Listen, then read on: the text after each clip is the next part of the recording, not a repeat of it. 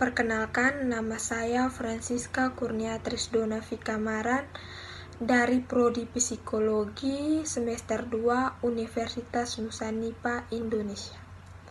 Di sini saya akan menjelaskan tentang teori belajar menurut Albert Bandura. Beliau lahir pada tahun 1925 dan wafat pada tahun 2021. Sedikit profil tentang beliau. Albert Bandura adalah Profesor Emeritus di Stanford University. Albert Bandura sangat terkenal dengan teori pembelajaran sosial, salah satu konsep dalam aliran behaviorisme yang menekankan pada komponen kognitif dari pemikiran, pemahaman, dan evaluasi. Teori belajar sosial menjelaskan perilaku manusia dalam hal interaksi, timbal balik, berkesinambungan antara kognitif perilaku dan lingkungan. Teori belajar sosial didasarkan pada konsep saling menentukan tanpa penguatan dan pengaturan diri atau berpikir. Dalam model belajar Bandura, faktor person atau kognitif sangat memainkan peran penting.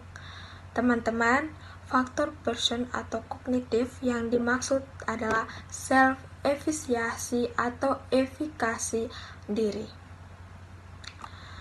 Efikasi diri adalah keyakinan pada kemampuan diri sendiri untuk menghadapi dan memecahkan masalah dengan efektif. Efektif diri juga berarti meyakini diri sendiri mampu berhasil dan sukses. Prinsip dasar menurut teori ini, individu belajar melalui proses modeling ada 4 tahap. Unsur utama proses modeling yang pertama, perhatian atau attention. Subjek harus memperhatikan tingkah laku model untuk dapat mempelajarinya. Yang kedua, mengingat atau retention. Subjek yang memperhatikan harus merekam peristiwa itu dalam sistem ingatannya.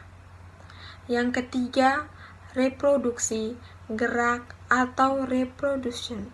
Setelah mengetahui atau mempelajari sesuatu tingkah laku, subjek juga dapat menunjukkan kemampuannya atau menghasilkan apa yang disimpan dalam bentuk tingkah laku. Yang keempat, tingkah laku.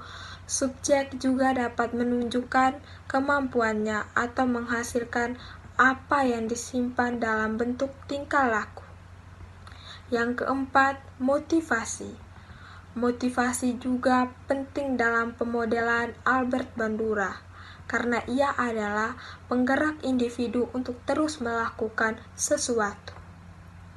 Berikut adalah ciri-ciri pemodelan Bandura. Yang pertama, unsur-unsur pembelajaran utama ialah perhatian dan peniruan. Yang kedua, tingkah laku model boleh dipelajari melalui bahasa, teladan, nilai, dan lain-lain. Yang ketiga, pelajar meniru suatu kemampuan dari kecakapan yang didemonstrasikan guru sebagai model.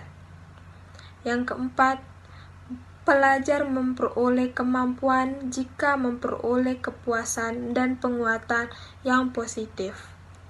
Kelima, proses pembelajaran meliputi perhatian, mengingat, peniruan dengan tingkah laku atau timbal balik yang sesuai, diakhiri dengan penguatan yang positif. Nah, teman-teman, itu sedikit penjelasan tentang teori belajar sosial menurut Albert Bandura. Sekian.